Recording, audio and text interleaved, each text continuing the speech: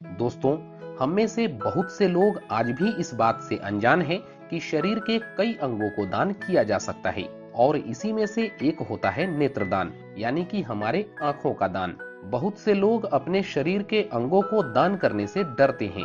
उनके लिए मैं बता दूं कि नेत्रदान के लिए अप्लाई तो आप कभी भी कर सकते हैं, लेकिन नेत्रदान का प्रोसेस इंसान के मृत्यु के बाद ही होती है। तो इस वीडियो में हम जानेंगे कि नेत्रदान क्या होता है, कैसे कोई डोनर नेत्रदान कर सकता है, कौन से लोग नेत्रदान कर सकते हैं और किसे नेत्रदान नहीं करनी चाहिए, और साथ ही नेत्रदान से पहले और मृत्यु के बाद घर वालों को क्या करना चाहिए। तो इन तमाम सवालों पे इस वीडियो में हम लोग डिस्कस करने वाले हैं। तो इस टॉपिक पे पूरी इंफॉर्मेशन पाने के लिए आपसे रिक्वेस्ट है कि इस वीडियो को बहुत ही ध्यान से अंत तक जरूर देखें।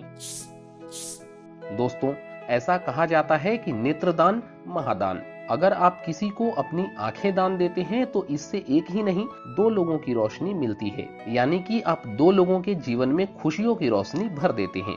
लेकिन इसके बावजूद भी नेत्रदान को लेकर लोगों के मन में कई सारे सवाल और संशय होते हैं, जैसे कि नेत्रदान क्या होता है, क्या इसके लिए पूरी सर्जरी होती है या इंसान के मौत के बाद पूरी आंखें निकाल ली जाती है। तो आइए सबसे पहले जानते हैं कि नेत्रदान क्या होता है। नेत्रदान का मतलब होता है मृत्यु के बाद किसी को आंखों की रोशनी देना। यह एक तरह से आंखों का दान होता है, जिससे मृत्यु के बाद किसी दूसरे नेत्रहीन व्यक्ति को देखने में मदद मिलती है। जैसा लोग मानते हैं कि नेत्रदान आंखों का ट्रांसप्लांट होता है, लेकिन ऐसा नहीं होता, क्योंकि यह एक सिर्फ कॉर्निया का दान होता है। इसमें पूरी आंखें नहीं निकाली जाती, यानी कि आंखों का बॉल को नहीं निकाला जाता है। इसमें सिर्फ ट्रांसप्लांट टिश्यू ही लिए जाते हैं और यह किसी भी डोनर के मृत्यु के बाद ही होता है। अब सवाल उठता है कि कोई कैसे नेत्रदान का डोनर बन सकता है। नेत्रदान अपने निधन के बाद किसी दूसरे व्यक्ति को रोशनी देने का सबसे अहम कार्य है और आई डोनर बनने का प्रोसेस भी काफी सरल होता है। आई डोनर बनने के लिए आप अपने नजदीकी आई बैंक में जाकर एक फॉर्म भर के प्रतिज्ञा ले सकते हैं। इसके बाद उन्हें नेत्रदान का कार्ड भी दिया जाता है, जिसमें ऑफिस का मोबाइल नंबर्स और डिटेल्स लिखे होते हैं। बस इतनी ही प्रोसेस होती है नेत्रदान के लिए। वैसे अगर आप अपने आंखों का दान करना चाहते हैं और अपने इलाके के नजदीकी आई बैंक के बारे में जानना चाहते हैं तो स्क्रीन पे चल रहे नंबर्स पर भी एसएमएस करके पता कर सकते हैं।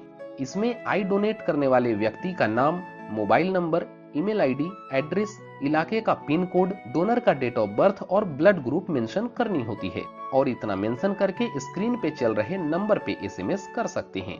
ये मोबाइल नंबर और वेबसाइट लिंक आपको वीडियो के नीचे डिस्क्रिप्शन में और कमेंट बॉक्स में पिन किया हुआ भी मिल जाएगा। अब सवाल उठता है कि नेत्रदान कौन कर सकता है। अधिकतर मामलों में हर कोई नेत्रदान कर सकता है। इसमें ब्लड ग्रुप, आंखों के रंग, आईसाइट, साइज, उम्र, लिंग आदि से कोई फर्क नहीं पड़ता है। डोनर की उम्र, लिंग, ब्लड ग्रुप को कॉर्नियल टिश्यू लेने वाले व्यक्ति से मैच करने की कोई आवश्यकता नहीं होती है।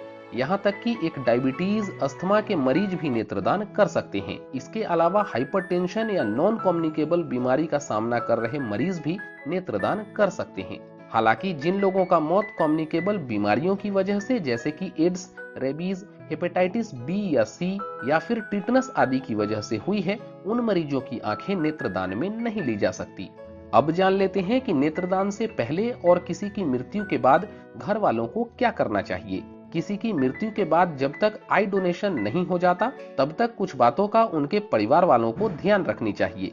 अगर मृतक के परिवारजन कुछ बातों का ध्यान कर लें तो एक व्यक्ति से नेत्रहीन लोगों को मदद मिल सकती है, जैसे कि आंखें मृत्यु के 4 से 6 घंटे के बीच ही लेनी चाहिए। इसके लिए डोनर की मृत्यु के तुरंत बाद ही परिवार वालों को आई बैंक से संपर्क करना चाहिए। आंखें किसी ट्रेंड मेडिकल प्रोफेशनल की ओर से ही निकाली जाती है। इसकी प्रक्रिया घर या फिर हॉस्पिटल दोनों में हो सकती है। और एक कंफ्यूजन को मैं पहले ही क्लियर कर दूं कि इस प्रोसेस में पूरी आईबॉल नहीं निकाली जाती और इसमें मृतक के शव की भी कोई विकृति नहीं होती है। इस प्रोसेस के तहत सिर्फ कार्नियल टिश्यू को ही निकाला जाता है। इसमें घबराने या डरने की आवश्यकता नहीं होती है और इस प्रोसेस में सिर्फ 10 से 15 मिनट का ही टाइम लगता है।